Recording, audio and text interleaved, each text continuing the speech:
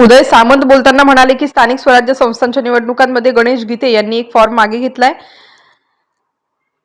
Malegaon versus येथील एक form मागे घेतलाय। मी ते देखील त्यांना आमच्या दोघांमध्ये ठरले होते। नाशिकमध्ये भेटायचं असं ठरलं होतं। मी प्रचंड आशावादी आहे, मला ठाम विश्वास आहे। कोणीच कोणत्या उमेदवारावर दबाव आणू नये। गोकुळ सोबतचे रेकॉर्डिंग ठेवले असते तर ऐकवले असते। दबाव कशासाठी आणायचा, योग्य निर्णय होईल। महायुतीला पोषक असे वातावरण निर्माण होईल असंही ते म्हणाले। जळगावमध्ये जे उमेदवार असतील ते दोघे महायुती म्हणून समजून घेईल। तिथे देखील योग्य तो तोडगा निघेल। इथे देखील विजय निश्चित करण्यासाठी मार्ग काढू।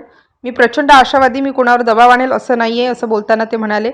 गीते यांनी सांगितलं आहे, आम्ही गिरीश भाऊंचे ऐकतो असे ते म्हणाले। सुवर्ण मध्ये निघावा, महायुतीचा उमेदवार निवडून यावा व यासाठी प्रयत्न असेल। त्यांनी काल खुलासा केलाय, कुणाला असं वक्तव्य केलेलं नाही। कुणाचं म्हणणं आहे गैरसमज ते झालेले आहेत असं मला कुणी सांगितलेलं आहे। अनावधानाने झाले असतील तर मी स्वतः कुणालला त्यांच्याकडे घेऊन जाईल। कोणी केलं, का केलं हे सर्व मी राजकारण अनेक वर्षांपासून मला देखील काही गोष्टी यामधून समजलेल्या आहेत। मला गोकुळ गीते, गणेश गीते, प्रसादजी यांच्याकडे जावे लागेल तरी चालेल, पण साहेबांनी त्यांना कमिटमेंट केली होती त्यामुळे ते ढळले नाही। सर्वसामान्य माणसाला दिलेला शब्द ते पाळतात। गोकुळ गीते यांची मी साहेबांसोबत बोलणे करून देईल। आमच्या कार्यकर्त्यांनी नाराज व्हावं असं मला वाटत नाही। शिवसेना आदेशावर चालणार पक्ष, स्वावलंबी, दिलेला शब्द पाळावा लागेल। थेट लोकसभेची निवडणूक आठवली। फेक नरेटिव्ह कसा पसरवला जातो या निवडणुकीत दिसत आहे। कुणालजी यांच्या मार्फत हा फेक नरेटिव्ह पसरवला जात आहे। बाळा माने कोण?